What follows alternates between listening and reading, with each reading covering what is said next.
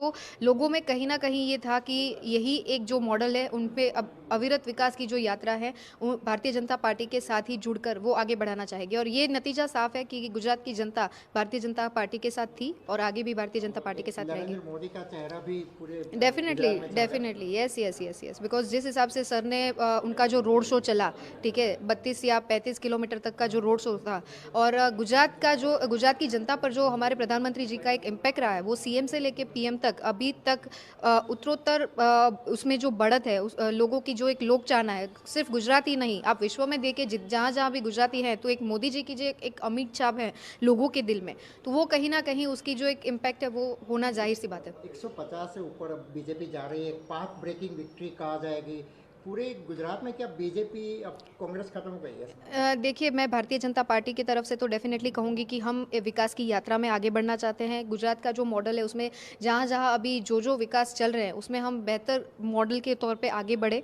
और वही एक मंत्र रहेगा मेरे साथ जितने भी प्रत्याशी के रूप में हैं, जीत के धारासभ्य बनते हैं, तो उनका एक वही चयन रहेगा कि भारतीय जनता पार्टी की विचारधाराओं के साथ जुड़कर जो डेवलपमेंट के काम हो वो आगे बढ़ाए। आपको बताते चले, रिवाबा जडेजा शुरुआत से ही अच्छी बढ़त बनाती हुई नजर आ रही थी और जैसे जैसे रुझान नतीजों में तब्दील हुए, ये कंफर्म हो गया कि रिवाबा ही जीतती हुई नजर आ रही है। बता दें, जीतने के बाद उन्होंने मतदाताओं और पार्टी कार्यकर्ताओं का आभार व्यक्त किया और प्रधानमंत्री मोदी की भी तारीफ की।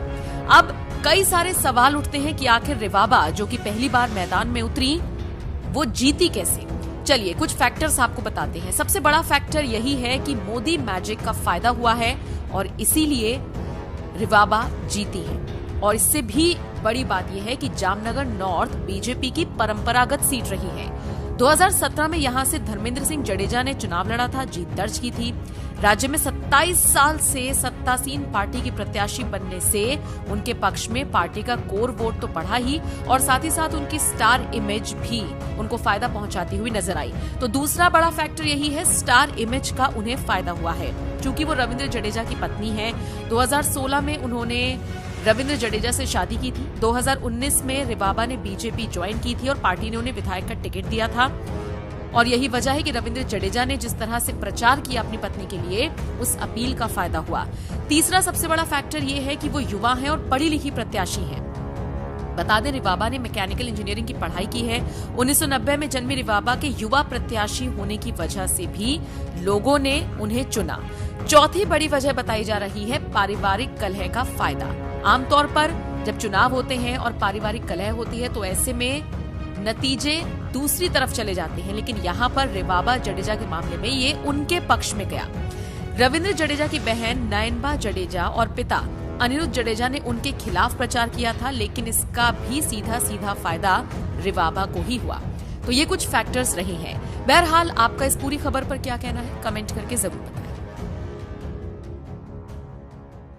का नेतृत्व है हमारे माननीय प्रधानमंत्री नरेंद्र मोदी जी हैं, अमित शाह जी हैं, सीआर पाटिल जी हैं और डबल इंजन की सरकार के माध्यम से माननीय मुख्यमंत्री के तौर पे हम जिसे अब वापस देखेंगे, ऐसे हमारे भूपेंद्र भाई पटेल हैं, सीआर पाटिल जी, ये सब उनका जो एक संगठन की पूरी टीम, उनकी ताकत के लिए भारतीय जनता पार्टी के जामनगर के जितने भी सन्निष्ठ कार्यकर्ता भाई बहन हैं, उन्होंने जिस हिसाब से, मैं प्रत्याशी के रूप में अपने आप को नहीं देख रही थी, बाकी जो लोग मेरे लिए आगे चल के सहर्ष मेरा स्वीकार किया, मेरे माध्यम से प्रत्याशी के रूप में वो जिस हिसाब से आगे बढ़ के काम किया, सब लोगों तक पहुंचकर जनसंपर्क में इतना उत्साह दिखाकर और पूरे एक महीने की जो लगन, जो मेहनत मैंने भारतीय जनता पार्टी के कार्यकर्ता भाइयों बहनों में देखी, तो मैं तहे दिल से उनका धन्यवाद करना चाहूँगा। आज मेरी नहीं, हम सभी की जीत हुई है। भारतीय जनता पार्टी के जामनगर के जितने भी सन्निष्ठ कार्यकर्ता भाई बहन हैं, उन्होंने जिस हिसाब से, मैं प्रत्याशी के रूप में अपने आप को नहीं देख रही थी, बाकी जो लोग मेरे लिए आगे चल के सहर्ष मेरा स्वीकार किया,